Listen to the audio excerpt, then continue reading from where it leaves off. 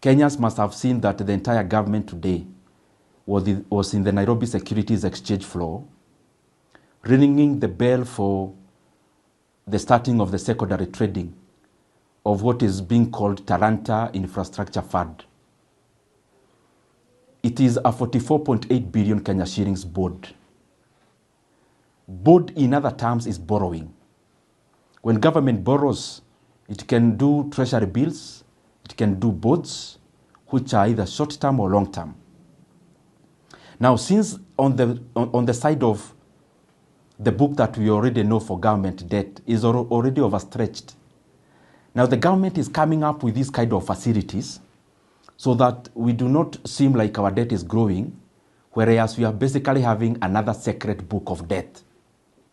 One secret book was fuel levy. The second secret book, of course, is now this one for Talanta at the behest of, or under the auspices of the sports fund. What is it? The Kenyan government is borrowing today, or has already borrowed, 44.8 billion Kenya shillings. That money is money to be spent today, but to be paid by Kenyans through taxes, and especially around betting and gambling, for the next 15 years, because most of the taxes or the revenue for the sports fund come from those two kind of areas. So we are spending revenue for the next 15 years today, so that we get political capital out of it today. But Kenyans will pay that loan for the next 15 years. It will be maturing in 2040. Now the interest rate is 15.04%. Those things seem just figures when you see them, but they affect every Kenyan. Because at that rate of 15.04%, it means boards that are paid semi-annually after every 6 months, the government will be paying from the sports fund around 3.4 billion Kenya shillings after every 6 months. So at the maturity of the board in the next 15 years, Kenya will have paid interest rates of 100 billion for a loan of 44.8 billion Kenya shillings. And I'm here wondering, if that cannot make us agree as Kenyans, then what would? Because we are basically mortgaging every stream of government revenue, like Kenya is going anywhere. Kenya will still need a sports fund for the next 15 years. What is the urgency of rushing to overburden the country with a 44 billion loan, which upon maturity will be paying more than double on interest rate alone?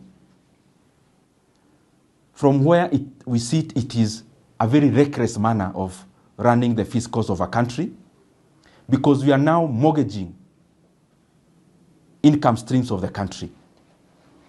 And I can tell you without breaking of an eye that these kind of mechanisms you see, the experienced officers in the National Treasury do not even support it, including the fuel levy securitisation. It is only the excitement of some people who are now putting our country in this kind of risk.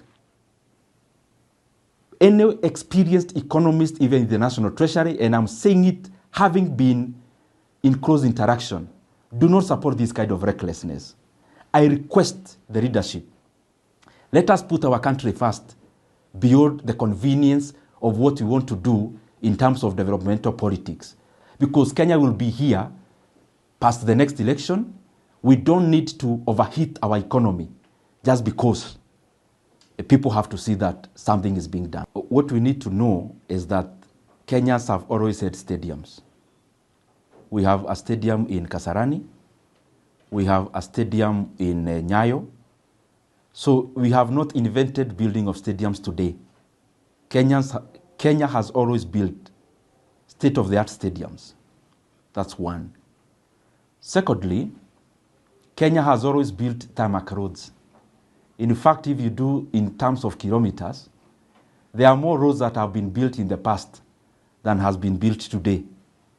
So we are also not inventing building of tarmac roads. It then shows you that as we rendered those services in terms of Kenya to the Kenyan population in the past, we never endangered Kenyans with this kind of financial engineering that is reckless. So the book they need to check is the book on how to make the economy be able to generate enough revenue on the mainstream side of it so that we can be able to provide services and infrastructure in the way that we want. But the other side is that we need sincerity from leaders. Sincerity is distinguishing what we need to do for political convenience and what is right for the country.